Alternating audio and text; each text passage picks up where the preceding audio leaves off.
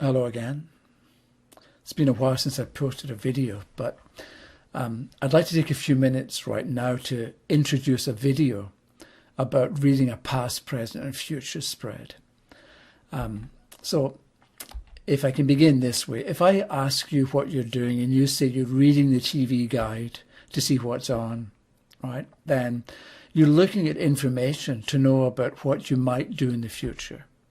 And the thing is, you're reading the guide, so the reading that you're doing is quite immediate and it's sort of right now. So you're making a connection with what's right in front of you. Okay, the thing is, with a tarot reading, on the other hand, it could be like that, where you actually look at the spread and read it at that moment. And there is supposed to be a reading going on, which is why it's called a tarot reading. But usually, or often, it's more about the reader remembering supposed meanings, some that they've got maybe in their head or maybe in a list somewhere in a notebook. And what they do is they try to pick the right meaning from a list in order to know how to answer the question. So the reading isn't quite here and now. It's more referring to stuff that's already happened or that's somewhere else. So this normal or typical kind of approach using meanings, often it means that a lot of the time you get stuck, and you probably know this for yourself, or you have doubts about what you're getting from the cards, or you don't quite know what to make of the card or cards that come up in the answer. So what happens is we struggle. And struggling can be okay if we learn from it, but learning from this kind of paralysis that happens when you look at a card and you draw a blank, that can be difficult to learn from or impossible. And this means that doing readings gets harder because we're not growing in confidence, even though we've got experience at this point with doing readings and even though we want to do a good job. And this, I think, is a problem that a lot of people have. And I want to show you a solution, and it's not coming up with even more meanings. And it's not learning some system or recipe or developing special occult knowledge that will open the hidden mystical secrets of the universe. It's nothing like that. Instead, if you want to make progress with the tarot, what you do is you learn to read the pictures on the cards that come up in the answer. You make sense of the pictures as answers to questions. And this is what I show you in this new past, present and future spread class that I put together. So I'm going to attach part 2, there are 47 videos. I'm going to attach part 2, section 12 in a minute. And it's called Revelation Time. And you're going to be able to see what the class is like. I think what we cover in the class is good. And it's going to be useful for everyone because it shows how to read cards right there and then so that the questioner leaves the reading better able to make good decisions and to live more fully and to live more in harmony with their actual life and its lessons. So I'm going to upload the first 6 or 7 videos from the course from part 1 over the next few days. Right now it's the middle of October 2013. So you're going to see what we cover, and then you can get an idea of the approach that I demonstrate. So if you like it and you want to buy the whole thing, I thought of making it an online course and giving you a certain amount per week, but I'm impatient. So you get everything, all the videos on copied onto a keychain drive, and I mail it to you, and it gets here in a few days. So you have everything in. You can proceed at your own pace. You can have it all at once.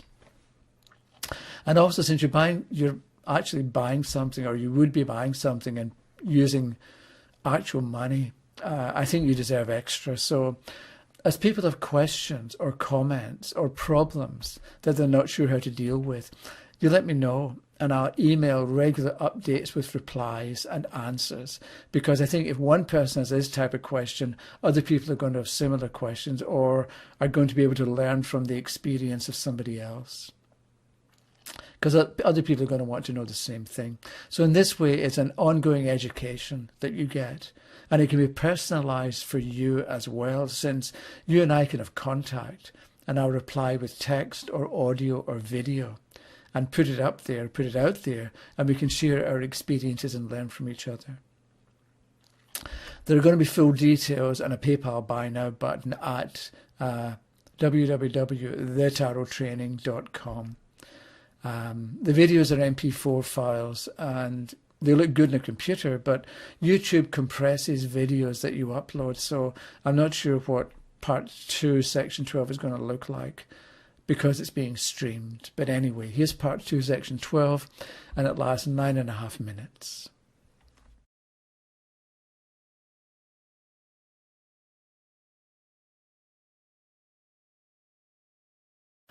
So this is part 2 section 12 and it's called Revelation Time. And in this video I want to give you something to do, something to try on your own that's going to make you feel more comfortable and more confident with readings, because you'll have a better basic idea of what to do with questions and how to make sense of any card that comes up for any type of question. You're sort of going to look at a card and be able to talk. So what you do is, with a question in mind, write down several questions that could relate to the past of the situation being inquired about, right? So the question about relationships, what might it be useful to know about that's already happened in relationships, right? So you write down a list of questions that might give or that could give useful information about the past of the relationship. Then pick a series of individual cards and think about what you could say if any of these cards came up, right? So, but you answer, let's say you have 5 related questions. You answer each of the 5 questions with the same card, and it gets your brain and your imagination adaptable and mobile, so you can sort of make your way around a question. I'll give you an example. Let's say somebody says, tell me about my love life. So we're going to write down a few questions or a few thoughts about what the card in the past might show. It could be useful to know, let's say the card in the past shows past experiences in relationships, or it may show what you were looking for in a partner, or the type of person you attracted, which is not always going to be the same as what you were looking for. Or maybe it shows what you like to do in the company of previous people or earlier partners. Or maybe it shows what you tended to argue about, right? And so on. So let's say we stop with those 5 questions. I think there are 5 questions. Then what we do is we shuffle, pick a card, and we use that card to answer each of the 5 questions that we just put on our list. Right, so let's say we shuffle and we pick one card, and the top card, let's say, is the Sun. So what were past experiences like in relationships? So the answer is the Sun. So relationships in the past, they were good, hopeful, sunny, warm, right? Because it's the Sun. So you've had good people in your past and good relationships with people in the past. So you should be quite well adjusted and not too damaged by relationships that you've been through in the past. And you can go on or you can stop. And let's say we now want the card to answer what you were looking for in a partner. So in the past, you wanted somebody bright, full of life, full of energy, somebody who was enterprising, and so on, because it's the Sun card. What kind of person did you used to attract? Represented by the Sun, a go-getter, somebody fun-loving, attractive, youthful, enthusiastic, that kind of person, because there's a child in the Sun card. Maybe somebody would like to travel because there's a horse, right? And they're youthful, childish, as well as childlike, and full of beans, because children or babies are, full of life and full of beans. Or maybe it's just you want it to show what you like to do in the company of the other person in the past. So you like to have fun and enjoy yourself. You want it to be like a child and just, think about what children like to do. They don't need complicated, expensive stuff. They just like to make the most of what they've got, or they can make the most of what they've got and really enjoy it. So you liked simple pleasures. You didn't need expensive dinners and fancy restaurants, because it was the atmosphere and the caring on the part of the other person that was important. Or maybe it shows what you tended to argue about. Then if it's the son, you and your partner disagreed about where you were going in life, long-term goals, and how you were going to live fully together. So maybe one had ambitions and plans and dreams and was full of ideas and enthusiasm, but the other was maybe more inclined to see what would get in the way or explain why something would not work rather than be hopeful that it would. So in this way, you're sort of getting your head and your thoughts around the same card, but giving different information, giving information in different ways for different questions. So let's say we finish with the sun, we put it back, and pick the next card, and let's say it's the devil. So we're going to consider how the devil might answer these same 5 questions. So what were your past experiences like in relationships? The devil, the man and the woman, the chain around the neck. You felt trapped and on your own without somebody helpful to turn to, the devil. Or you had to do things you didn't really want to do, or that you later regretted, because there can be regret with the devil. You end up doing things you wish you hadn't done. Although maybe regret comes when the devil is reversed rather than when it's upright. Or let's say the devil represents what you were looking for in a partner.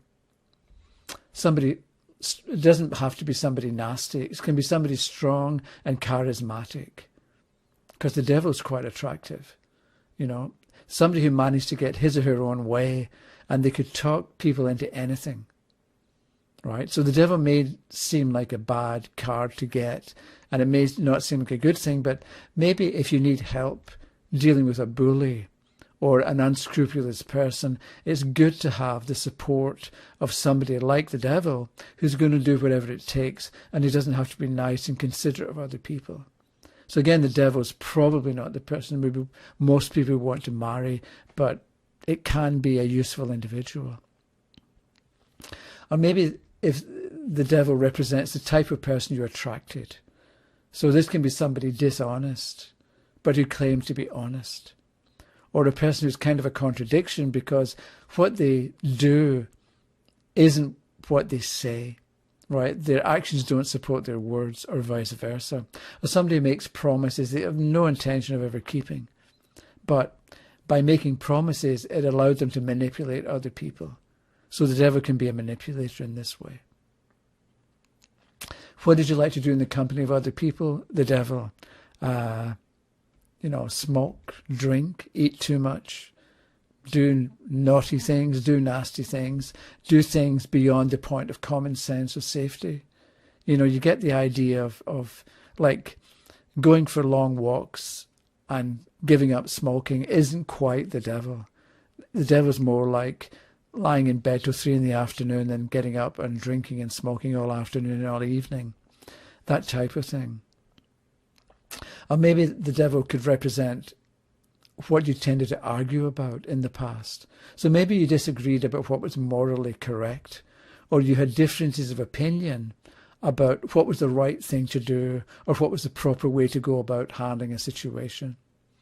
Because one of you may have thought the truth was the best, but the other believed in the power of keeping people in the dark.